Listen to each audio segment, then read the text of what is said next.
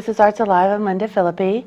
My guest today is Sam Snoek-Brown, and he's here to talk about his writing and also about paper gardens. Welcome. Hi, it's great to be back. It's lovely to see you again. Yeah. So let's just dive in and talk about paper gardens right away. Sure. I'm really fortunate. I've been asked to be the prose editor, the prose judge for the Papers Garden contest this year. And so that, if I remember right, that opens up next month in September. And so we'll start getting submissions. And then next year, early next year, I'll start going through them and looking for winners. So I'm very excited about that.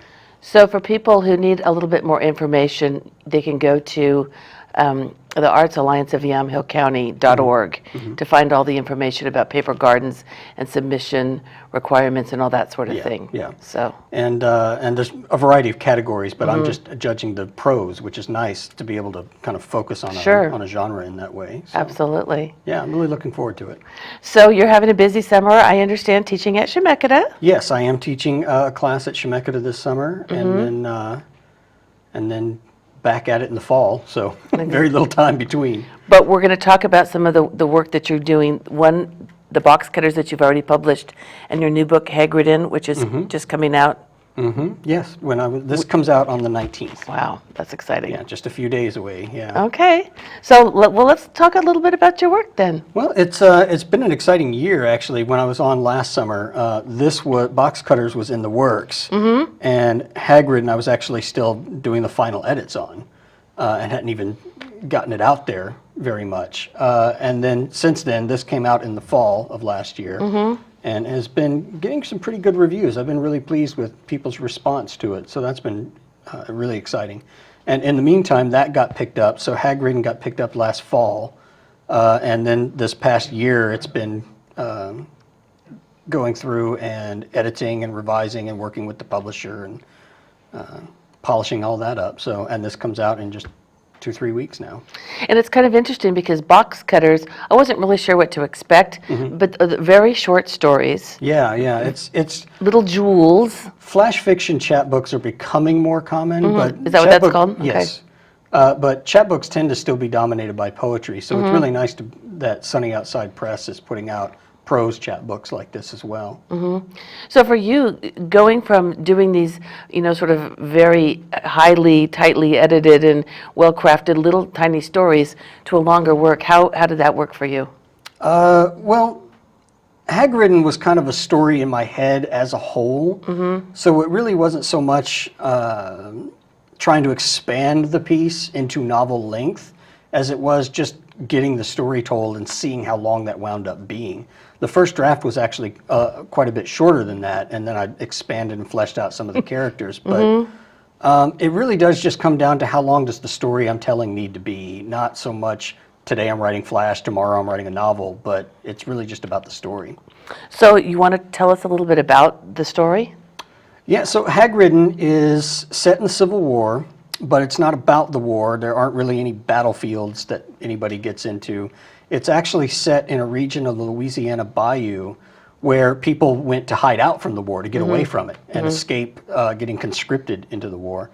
And so the novel itself deals with two women who are alone because one of the men is dead and the other two men have gone off to fight in the war. And so these two women are alone in their part of the bayou trying to survive in pretty destitute circumstances through the war times, and they do so by killing anybody who happens to wander into the marsh and selling their arms or uniforms or whatever they get off of them into the black market, and that's how they make a living. So it's grim, but it is a bit grim. I'm sure that's reality it's too. A story of survival is what it is. Absolutely. So how did these two characters come to you, these two women? Well, I was watching some samurai movies while working on introducing a Southern fiction writer at the college where I was doing my graduate school, University of North Texas. And so I had Southern fiction on the brain, and I'm watching this samurai movie, and I realized there's so many samurai movies that got made into like spaghetti westerns. Oh, okay. But they're all set during the period of Japanese civil wars. Nobody's ever turned it into, a Southern fiction book. And it just seemed like such a natural fit. And a lot of those classical, like 60s era samurai films dealt with themes of isolation and bitterness and survival, that I really felt it was time to do an American version of that. So that's where the idea and those two women came from. And then, I mean, you went down there and spent a little time, presumably, just to sort of traipse through the actual mucky marshes. I did, and yeah. Last year, I was really fortunate to receive an Oregon Literary Fellowship, and so I used the funds from that to take a research trip to the bayou for about a week in the springtime. And yeah, walked around, out dodged into alligators. the swamps. Whoa! Yeah, I actually, my wife got mad at me because I texted her at one point and told her I was dodging alligators, and she said, "Get out of the swamp! Stay away from the gators." Exactly, and bring home all 10 toes, please. Yeah. Oh my goodness. Okay, so Hagridden. Yeah. Does that refer to the two ladies? It refers to several things. Okay. So at one point, one of the neighbors that's gone off to war comes back, has survived and comes back, and is trying to seduce the girl who's been widowed in the war. And so he feels sort of bewitched by her and his lust for her. So that's one aspect of the term for Hagridden. That's where the idea came from. But the term itself is actually a sort of antiquated psychological term. Originally, it meant nightmares. It referred to night terrors. But it became a psychological term for anxiety, like severe nervous disorders. Okay. And effectively, it's a metaphor for PTSD. So. Okay.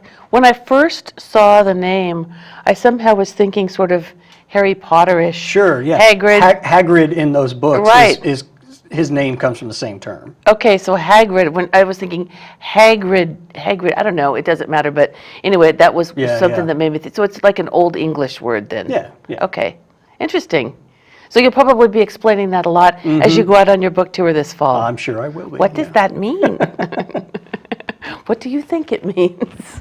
So the characters besides that, I'm sure then the bayou itself, the whole swamp, the whole area, the region is also plays a large part in your work. Someone once asked me a few months ago to describe the main characters of the book, and I kind of hesitated to talk about the women because at first I was thinking, the bayou itself is kind of the main character of the book.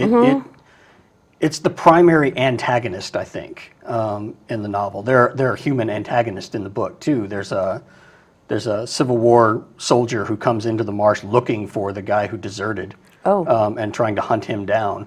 But the bayou itself is a hard place to live. When I was in Louisiana, I went and met up with my uncle, who used to live out there, and I was talking to him about how harsh the bayou was.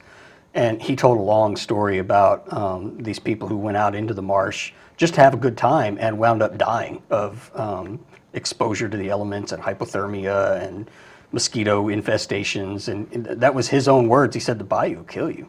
I haven't even had the nerve to take one of those swamp tours yet. Oh, the airboats? Yep, yeah. I haven't even had the nerve to do that. So I was hoping that you might read a little bit from your work. Yeah, I'd be happy to. You want to do that? Okay. I'll read just a short passage from the very, very beginning here. Kind of give us a flavor of the book. Definitely sets up both the setting and sort of the desperation and survival instincts of these women. So okay. I'll read just out of the first chapter a bit. The women waited, their weapons never far from hand, but for days on end the only sound in the marsh was the wind in the rushes. Those who knew how to discern them might have made out other sounds, the soft splash of a gator slipping from the prairie grass into the muck and water, the rustle of ducks breaking for the sky, or the dip of a heron beak as it fished the shallows. But for those luckless strangers who drifted into the salt marsh, the denizens therein kept quiet enough that by day few sounds were louder than the sighing of the reeds, and at night the baritone croak of the frogs was cheerless and departed. The two women listened anyway, silent and languid themselves in their meager chores, and when at last they'd catch out of the hot breeze the long-off reports of cannon shot or rifle fire, they would set aside their muskets, their baskets of wash, or reel in the crawfish traps, and they would gather their one musket with its fixed bayonet and a long pole they'd sharpened and wrapped with a grip, and they would crawl out into the reed bed to lie in wait. Wow. Kind of the first paragraph that Okay. sets up the setting. So I'm picturing this woman, the young widow, Mungie and Mucky from the swamp, Mm-hmm. and that man must have been pretty desperate if she was the most alluring thing out there, right? Oh, yeah, yeah. But I can't wait to read it. Oh, thank you. I mean, I know it's going to be exciting. I think we have maybe enough time. Do you want to read us a little bit from Let Box me Cutters? squeeze out. Let me see if I can find the. Oh, I always like this one. I'll read the short one. Okay. It's called You Always. Okay. It's a bit of a fable. When I come home, I can smell you in the house. It's not something definite like perfume or shampoo. You never liked perfume, always used the cheap store brand shampoo. But there's a space in the house, a faint potpourri like your extract over a censer, the essence of you wafting.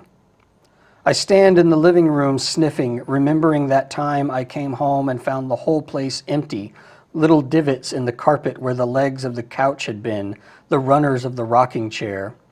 It all felt so bourgeois, you said, so I decided we should start sitting on the floor. You'd sold all our furniture, even the kitchen table, even the bed. I go into the kitchen, root in the fridge. I'm not hungry but feel I ought to be.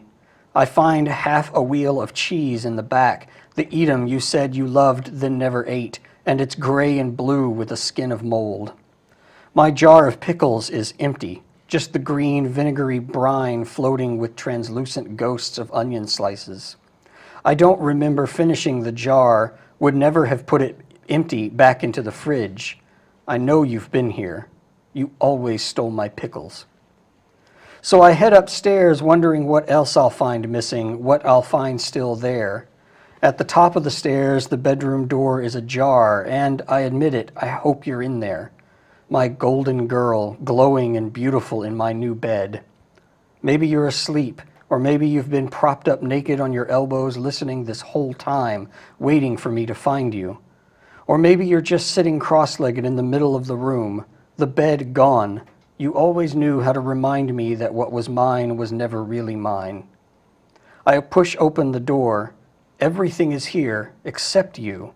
But sure enough, the disheveled mattress has been tipped half off the bed, and the window is open, the sheer curtain billowing in the breeze. That's great. Very evocative. I can see the whole thing. Well, Sam, we don't have a vast amount of time left, Sure. so let's reiterate the Paper Gardens Yes. again, that you are going to be the prose I'll be judge. the prose judge for that. Submissions start in September. And now that people know what they're up against, they've got a high bar. Well, anyway, I want to thank you very much for being here today and wish you all the success on your book tour. Thank you so much for having me back. Yeah, thank you.